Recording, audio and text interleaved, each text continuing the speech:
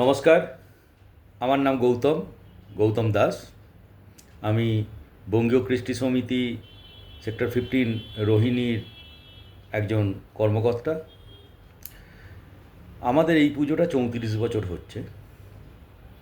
আমরা দিল্লিতে এত বছর ধরে পুজো করতে গিয়ে যে সমস্ত অসুবিধাগুলোর আমরা সম্মুখীন হয়েছি, যেমন প্রথমেই ডিডিএ থেকে পারমিশন নেওয়া, যারা খালি গ্রাউন্ডে করে তাদের জন্য বলছি। তারপর একটা আছে ইলেকট্রিসিটি কানেকশান, নেক্সট ফায়ারের একটা নো অবজেকশান সার্টিফিকেট, সবচেয়ে বড় কথা পুলিশের সার্টিফিকেট। তো পুলিশ থেকে একটা নো অবজেকশান নেওয়ার জন্য আমাদের এখান থেকে মাঝে মধ্যে যেতে হতো, সেই ডিফেন্স কলোনি যেতে হতো, সেখান থেকে আসতো।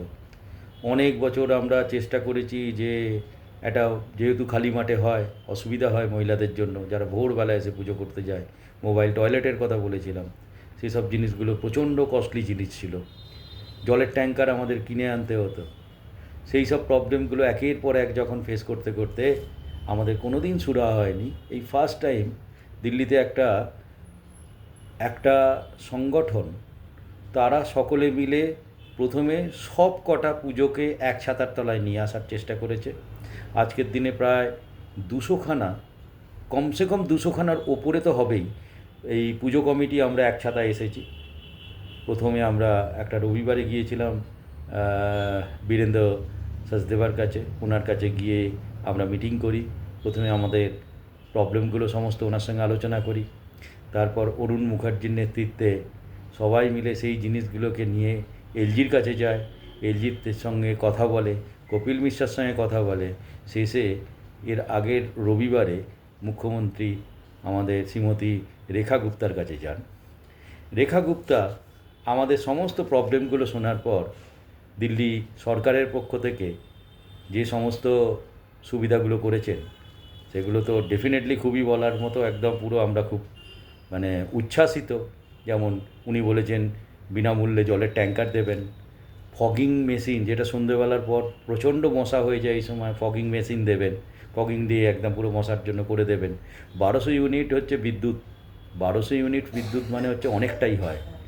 তারপরে জেলাভিত্তিক এক একটা করে বিসর্জন, মানে লাস্ট কয়েক বছর ধরে যমুনাতে যখন বিসর্জন বন্ধ হয়ে গেছে, সেই জন্য আমাদের সবারই কিন্তু বিসর্জনের জন্য একটা বিশাল বড় সমস্যা হয়ে যাচ্ছিল।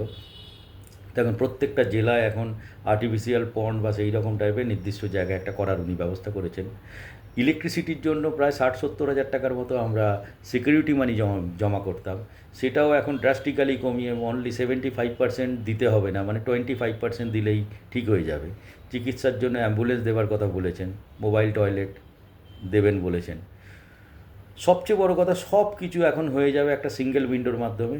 সেটা আমাদের যেটা হয়েছে, যেটা এই নিয়ার বাই একটা ডিএমের অফিসে গিয়ে একটা ব্যবস্থা করে আমাদের অ্যাপ্লিকেশানগুলো জমা করতে হয়, সেই জিনিসগুলো সব কিছু ওখান থেকে হবে। এর মধ্যে থাকবে ফায়ারেরও একটা এনওসি থাকবে, পুলিশের সমস্ত কিছু থাকবে। তার মানে আমাদের আর এখানে ওখানে যাবার কোনো ব্যবস্থা হবে না। সবচেয়ে বড় কথা, আমার যেটা খারাপ লাগছে, বিগত বেশ কয়েকদিন ধরে আমি পশ্চিমবঙ্গের বিভিন্ন নিউজ পেপারগুলো, তাদের যারা অনলাইনের মাধ্যমে তারা প্রচার করেন, তারা খালি একটা কথা বলছেন যে রেখা গুপ্তা ফরমান করেছেন যে যতক্ষণ না পর্যন্ত প্রধানমন্ত্রীর ছবি প্যান্ডেলের মধ্যে লাগানো হবে ততক্ষণ পর্যন্ত নাকি তারা এইসব অনুদানগুলো দেবেন না। আমি আবার বলছি, পুজো কমিটির তরফ থেকে এসব একদম ফালতু কথা।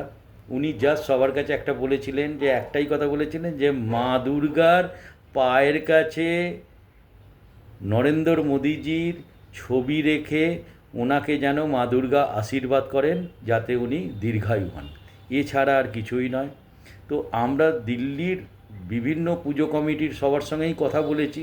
কথা বলার পর সবাই এক বাক্যে এই কথা, যারা ওই দিন উপস্থিত ছিলেন, তো এই কথাগুলো কোথা থেকে আসছে, কারা বলছে, সেই সব জিনিসগুলোকে নিয়ে আমরা খুব প্রতিবাদ করছি, তীব্র প্রতিবাদ করছি এর জন্য, যে এই রকমভাবে ফালতু রিউমার ছড়াবেন না।